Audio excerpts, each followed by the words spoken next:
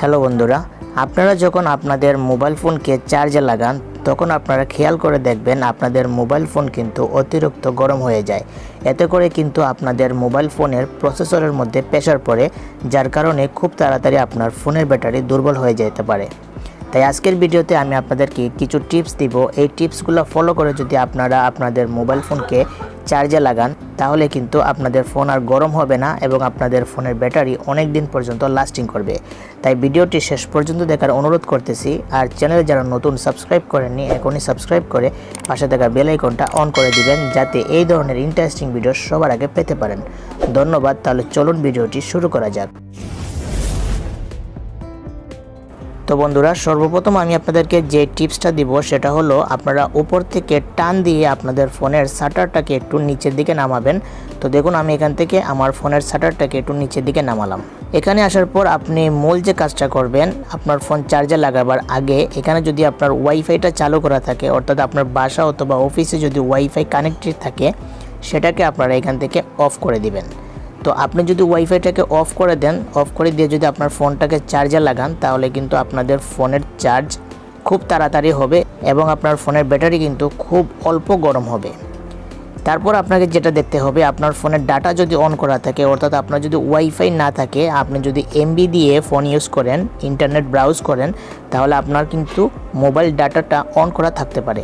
এটাকে আপনারা কি করবেন, আপনারা অফ করে দিবেন। অফ করে দিবার পর আপনারা আপনাদের মোবাইল ফোনটাকে চার্জে লাগাবেন। তখন দেখবেন আপনাদের ফোন কিন্তু আর অতিরিক্ত গরম হবে না। তো আপনারা যদি আপনাদের ওয়াইফাই অথবা ইন্টারনেট ডাটা যদি আপনারা অফ করে দেন, অফ করে দিয়ে যদি আপনাদের মোবাইলটাকে চার্জে লাগান তাহলে কিন্তু দেখবেন আপনার ফোন আগের থেকে খুব অল্প পরিমাণে গরম হবে। তারপরে আমি আপনাদেরকে যে টিপসটা দিব, এখান থেকে আপনারা দেখতে পারতেছেন যে এরোপ্লেন মোড নামে একটা অপশন আছে। তো আপনারা যদি এরোপ্লেন মোডটাকে অন করে দেন, সাথে সাথে আপনার সিমটা বন্ধ হয়ে যাবে এবং আপনার ইন্টারনেট যে কানেকশন আছে প্রত্যেকটা কানেকশন কিন্তু অফ হয়ে যাবে, যার কারণে আপনাদের ফোন যদি চার্জে লাগান তাহলে কিন্তু আর গরম হবে না। তো আপনারা কি করবেন, এই এরোপ্লেন মোডটাকে আপনারা ব্যবহার করে, অর্থাৎ এরোপ্লেন মোডটাকে অন করার পর আপনারা ফোনটাকে চার্জ দিবেন, তাহলে দেখবেন আপনার ফোন আর গরম হচ্ছে না। আর যদি আপনার ফোন গরম না হয় তাহলে কিন্তু আপনাদের ফোনের ব্যাটারি অনেক দিন পর্যন্ত লাস্টিং করবে।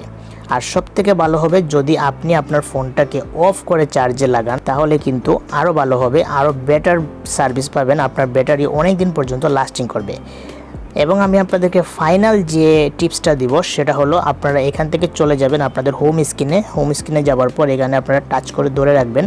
ধরে রাখার পর আপনারা এখান থেকে আপনাদের অনেকগুলা দেখতে পারবেন যেগুলো আপনারা ব্যবহার করেছেন একটু আগে, যে আপনারা সেটিংসে ঢুকেছেন, তারপরে আপনারা গ্যালারিতে ঢুকেছেন। এই যে নোটিফিকেশনগুলো এগুলো কিন্তু রয়ে যায় ব্যাকগ্রাউন্ডে। এই ব্যাকগ্রাউন্ডে থাকলে কিন্তু এগুলা আপনাদের ফোনের চার্জ হতে দেরি করে এবং এগুলা কিন্তু ব্যাকগ্রাউন্ডে আপনাদের ফোনটাকে গরম করতে বাধ্য করে। তো আপনারা কি করবেন, এভাবে সোয়াইপ করে করে এগুলাকে ডিলিট করে দিবেন, রিমুভ করে দিবেন। রিমুভ করে দিলে কিন্তু আপনাদের ফোনটা খুব তাড়াতাড়ি চার্জ হবে এবং আপনাদের ফোনের ব্যাটারি অনেক দিন পর্যন্ত লাস্টিং করবে।